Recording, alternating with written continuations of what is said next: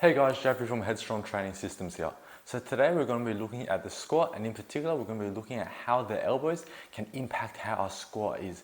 And what I mean by that is basically how our elbow positioning, so whether our elbows are pointed more back or pointed down, and the impacts that it has on our torso and how we can manipulate our torso, our hips, and what happens to the back as a result of that.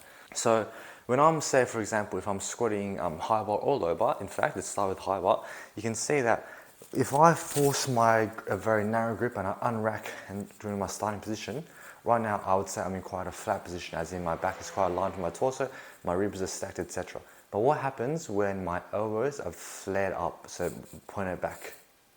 See that? See how straight away, as soon as my elbows are pointed back, look what happens to my rib cage. My rib cage flares.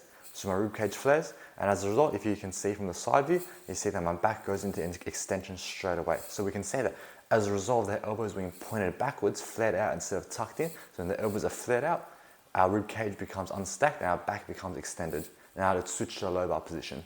Now, same thing with the low bar position. We can see that right now I'm in quite a comfortable position, got my elbows down, my ribs stacked, and my pelvis neutral. Now let's see what happens when I flare my elbows out. Essentially, I'm sticking my elbows out again. You see the same thing happens. So with my rib cage, if we observe my ribs and my chest, that flares up again, that flares up, and my back, it becomes extended. It's not flat like we want it to be. So we can see that in both instances, when we have the elbows flared up, and say if I unrack and this is my standing position, we can see that as a result, I'm going to get a lot more extension in my back and my ribs aren't tucked. So that's one of the key effects and the impacts that our manipulation of the elbows can have on our squat.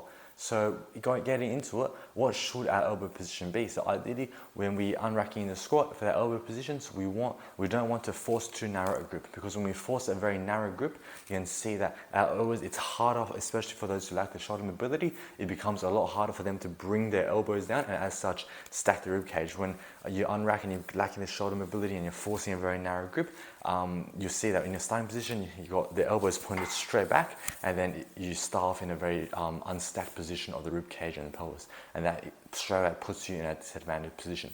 So how do we manipulate our elbow positioning on the squat? So quite simply, the more narrow your grip is, the harder it will be for you to bring your elbows down because of how tight that shoulder capsule becomes. So simply, if you're having trouble bringing the elbows down, I would recommend spacing out your grip. So by increasing your grip, you can see that it becomes a lot easier to bring the elbows down and manipulate that elbow. But at the same time, you don't want your grip to be too wide, because if, say, at max grip, for example, as you see, my elbows do come down very easily, but at the flip side, I lose a lot of tension. I don't have any upper back tightness in this position.